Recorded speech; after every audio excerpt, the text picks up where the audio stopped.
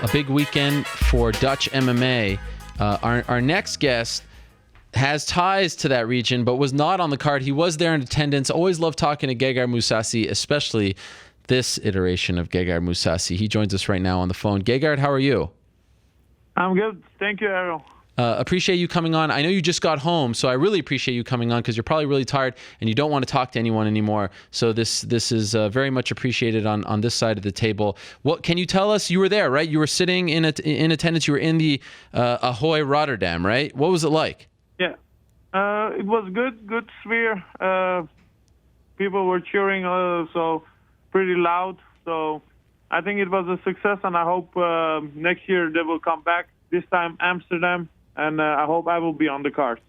Did a part of you, I know you're fighting UFC 200, but while you were there, did you sort of wish that you can experience what Darren Dami and Overeem and Struve felt in there? Because they obviously would have cheered for you like their own.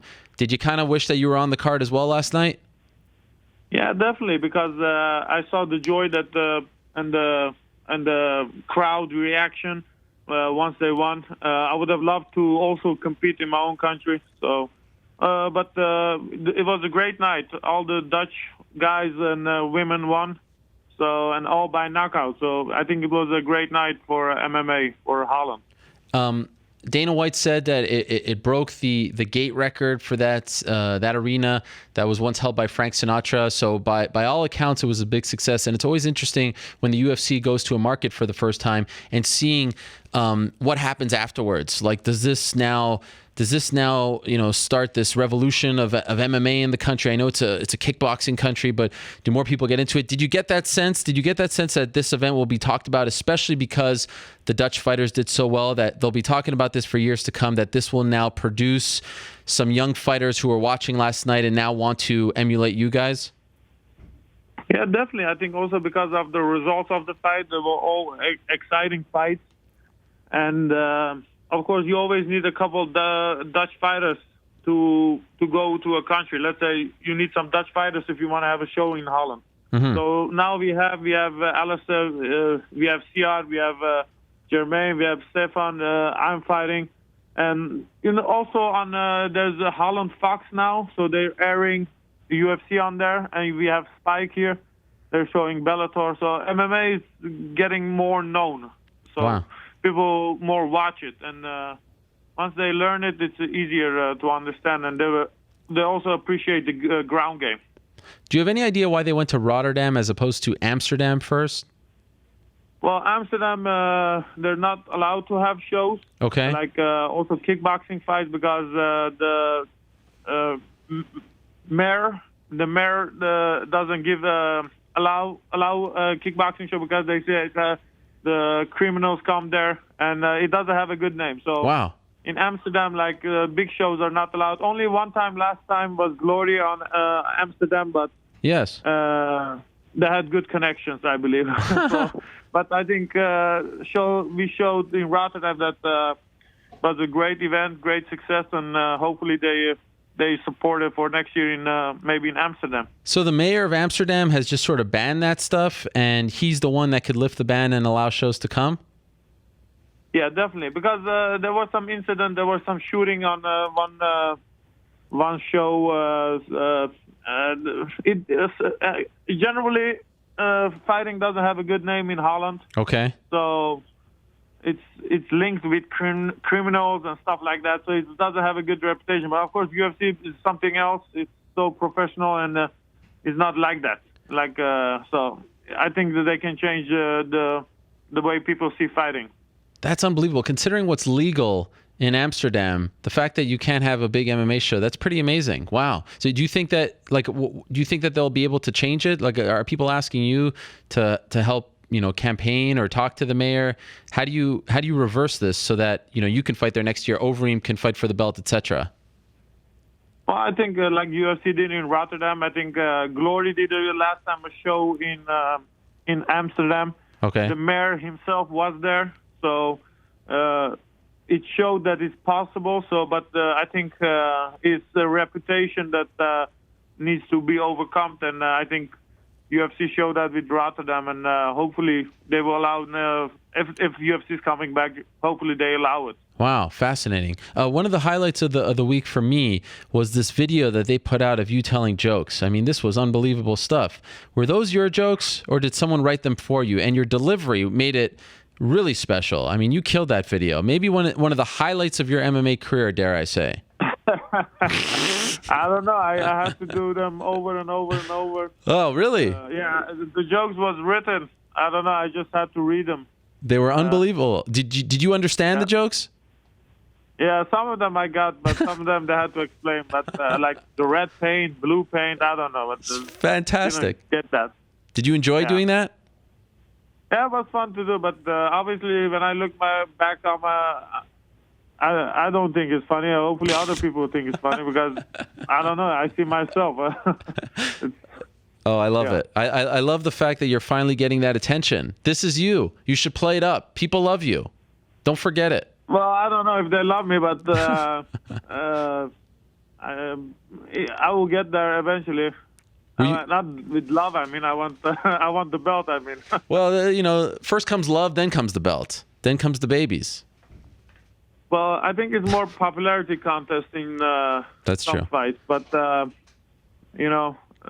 let's say, I have a big record, but people don't see it. Let's say, like a guy like Yoel Romero, he deserves a title shot, but I think he's not popular. Sure. He doesn't speak English, so it's not some that people want to see as a champion because it's not good for the pay-per-view. Plus, it's a company. So you have stuff like that. Sure.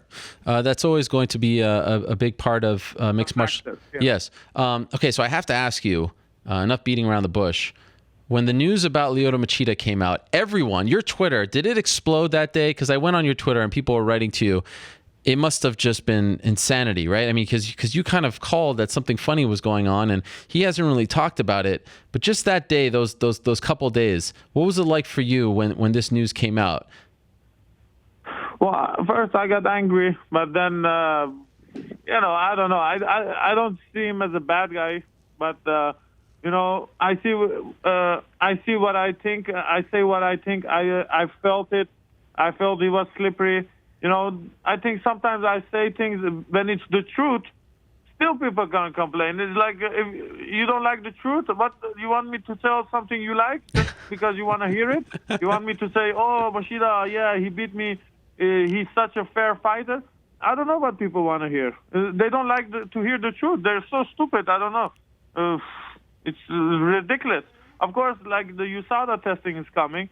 People are not gonna use the typical, I don't know, the steroids or whatever. Right. They're gonna use for replacement. Sure. And I'm not a rocket scientist, but I knew that was a banned substance, so he should have known either also. And that supplement doesn't do nothing for you, probably. It's not, I don't know. It's for what I've read is for old people or something. So I don't know. I think justice been served. So, but were you feeling like, okay, because when you said it in February, when you came out and talked about him, I'm imagining that you got a lot of hate from his fans. But then this comes out the week of the fight. Did you feel like you got hate? You still got hate? I'm still getting hate from them. What? This little dragons on the computer. So I don't know what to say to them. They're morons, probably, because they don't like the truth. It's a fact. He's being caught, and it's a bad supplement. It's a fact. It's a fact that he cheated. It's simple as that. It's like if I go through a red light and the officer gives me a ticket, that's a fact. I don't know how to explain to these dummies. It's ridiculous. I thought now you would get love that people were like saying, okay, you were right. We admit it. You've been validated. No, it's never like that. It's the internet. The internet is a crazy place. I could attest to that. Do you still get it now? Like a month later? I don't read anymore. So You're done? I don't know if I'm not reading it. It's too much aggravation. That's good for me. You get too fired up, right? Well, not. if they're gonna say stuff and I'm emotional, let's say after a fight that I lost, Oh, yeah. of course I'm gonna be emotional. But now, who cares? Who cares? They're probably eating potatoes, playing video games, and I have to listen to those guys. Who told you the news? And how did you, like, what was your initial reaction? Well, I think I got a message on WhatsApp, and first, people are gonna say bad loser, bad loser. No, it's not bad loser. If you think someone cheated, if someone steal your money, and I'm gonna say, well, he steal it in the right way, you shouldn't be sorry about it. People say stuff like that. Oh, you beat him fair and square. Well, I took him down in the second round. He was so slippery, he got up.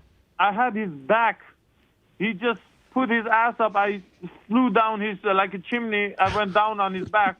Of course, those could have been positions that I could have done damage. I could have do something. People are stupid because they're not in that situation. They're like, oh, he's a bad loser. Well, if somebody steals from you, you're going to be also feeling bad. Sure. So I don't know why I'm even talking about defending myself to people who are actually so stupid. And it's ridiculous. I don't know. I love this, Gegard. I love you. Don't change. The truth hurts. I know. It hurts to some people. I don't know.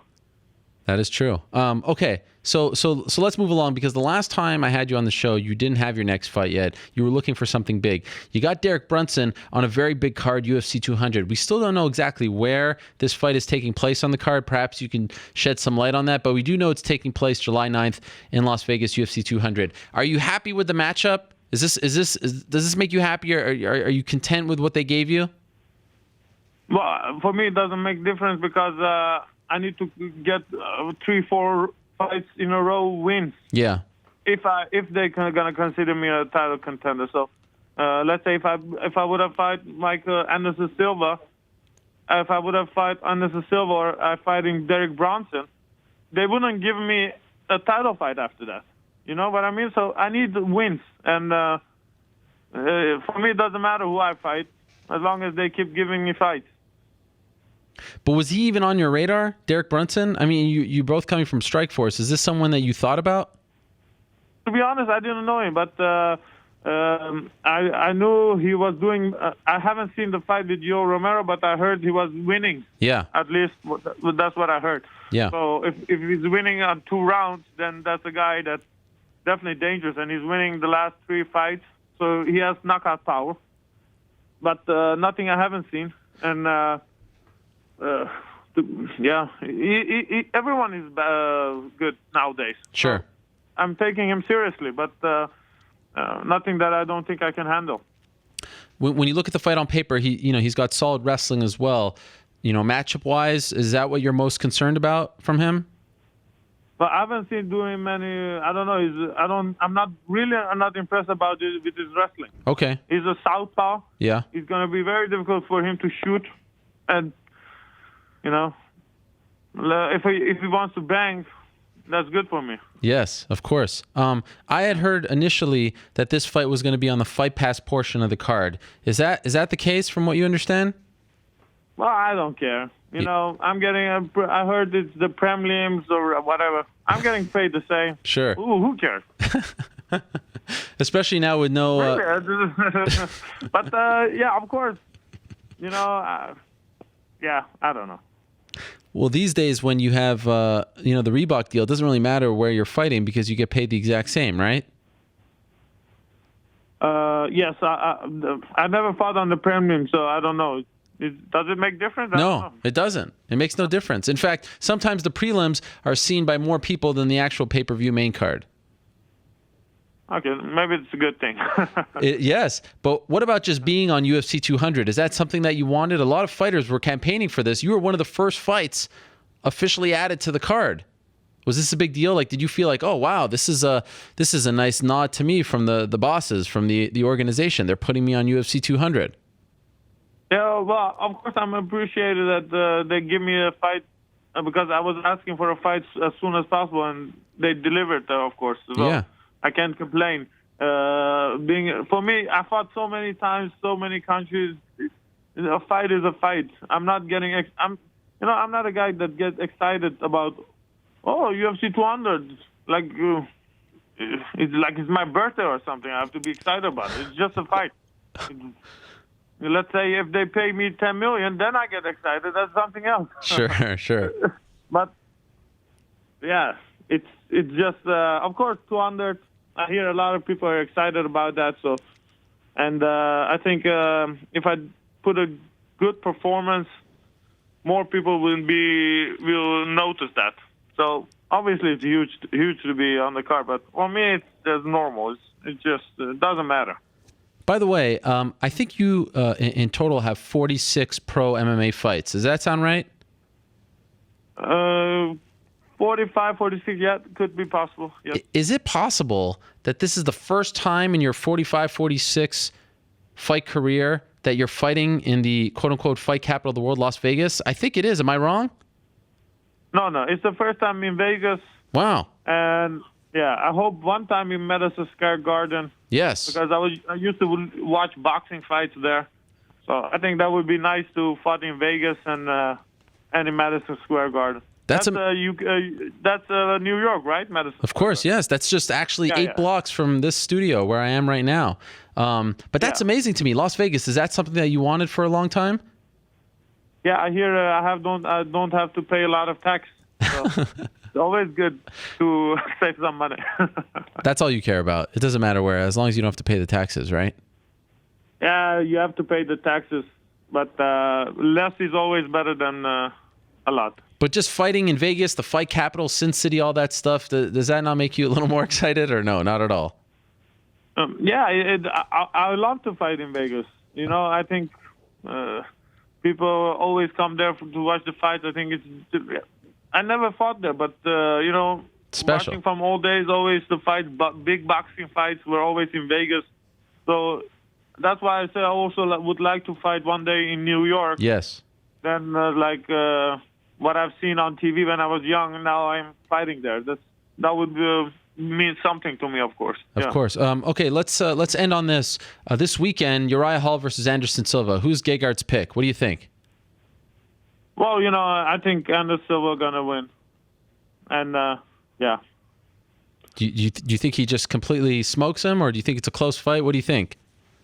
Well, Anderson Silva is a little bit older now, so I don't know if he's gonna smoke him, but he's gonna definitely win. You never know, of course, but I think Anderson has a really good chance of winning. Yeah. Will you watch it, or does it annoy you that he's getting the fight? No. Uriah is a good guy. I don't know. He won. We won fair and square. I don't dislike him. I wish him the best. No, I'm not saying that you dislike him, but just the fact that he's getting this fight, and this is something that you've wanted. Oh yeah. Oh, you mean I wanted the Anderson fight? Well, after this fight, I could get someone like the winner, or if it's Uriah Hall a rematch, that would be great. If Anderson will fight against him, but of course I have to win my fight. Of course. And I don't know if Michael Bisping has a fight, but that could be come along. Yes, he doesn't have a fight yet. Yeah, I think he's waiting for a title shot. But, of course, you have Romero coming back. You have Jacare. So that's a long time to wait. Yeah. Who do you think wins that fight, Vitor Jacare? Well, I have to give it to Jacare. Yeah, he's just younger. Well, yeah, I don't know why Vitor Belfort is ranked so high, to be honest. He's ranked above you, right? Well, he's ranked number 5, but I'm pretty sure if we would fight, I would be the favorite in that fight. Don't pay attention to those rankings. They're all out of whack. Really? Yeah, but, the fight against Chris Weidman, he couldn't get out of a mount position. And that wasn't a lucky shot or anything. That was just him being not powerful enough, or he was just, I don't know.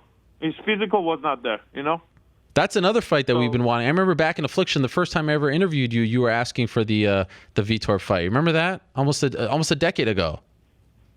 Well, yeah, Vitor Belfort fight, we had to fight at the catch weight. He didn't accept that fight. And then he went on to UFC, and he took the same catch weight he fought Franklin. Yes. So Yeah. Crazy. I'm not saying he's scared. He's not scared because he's fighting the best guys out there. Not at all, you know? Right. I think he's just looking out for himself and taking the best fights that's good for him, that's going to give him a title shot. So I can't blame him. I got nothing against him or something. Well, Gegard, I got to say, one of the stories of the year is the emergence of your personality, just telling it like it is. Screw the haters, screw the people online. Just say what's on your mind, and people like myself appreciate it. So don't worry about anything. You're killing it, my man. And I'm happy that you're a part of UFC 200. It's always a pleasure to talk to you. Really, I enjoy it immensely. So thank you very much for coming on, especially after the trip. And I will see you in Las Vegas in a couple of months. Thank you, my friend. Talk to you soon. All right, there he is, Gegard Mousasi, joining us from Holland. Great to talk to him. Just doesn't give an F. It's amazing. He's come a long way. Sometimes it takes a little longer to have these guys show off their personality, to get comfortable in front of the media, and that is certainly the case with one Gegard Mousasi. Tremendous stuff out of him. Again, he fights Derek Brunson in a very interesting fight at UFC 200, July 9th. In Las Vegas.